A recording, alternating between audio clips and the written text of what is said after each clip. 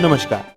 खतौली विधानसभा seat पर उपचुनाव घोषित हो गए हैं और विधानसभा क्षेत्र में जयंत चौधरी का दौरा तो पहले ही प्रस्तावित था। रालोद के राष्ट्रीय अध्यक्ष जयंत चौधरी नामांकन से 2 दिन पहले आएंगे।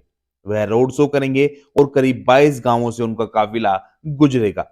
इसके बाद मंसूरपुर में जनसभा होगी।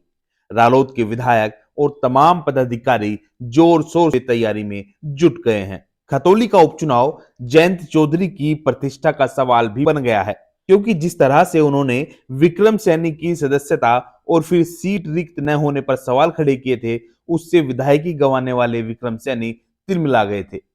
मुजफ्फरनगर सांसद और केंद्रीय राज्य मंत्री संजीव बालियान ने भी बिना नाम लिए जयंत चौधरी पर निशाना साधा था।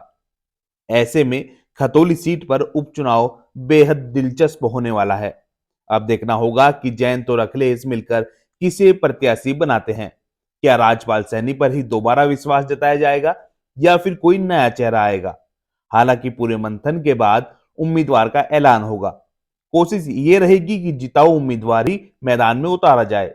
वहीं भाजपा विक्रम सैनी के परिवार से किसी को उम्मीदवार बनाती है या किसी अन्य नेता को मौका मिलता है, इसे लेकर भी क्षेत्र में चर्चा है। गत चुनाव में विक्रम सैनी को 1,06,51 वोट मिले थे और राजपाल सैनी को 84,306 वोट मिले थे। बसपा के करतार बढ़ाना को 31,412 वोट मिले थे। ऐसे में यह देखना भी अहम होगा कि बसपा कोई उम्मीदवार उतारती है या नहीं। विक्रम सैनी 16,345 वोट से चुनाव जीते थे। जयंत की प्रतिष्ठा इसलिए दांव पर है क्योंकि विक्रम सैनी चुनौती दे चुके हैं।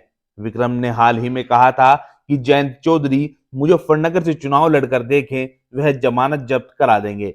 जिस तरह से उनके पिता चौधरी अजीत सिंह को हराया था, इसी तरह से पिछड़ा वर्ग चुनाव में जयंत चौधरी के खिलाफ खड़ा होगा।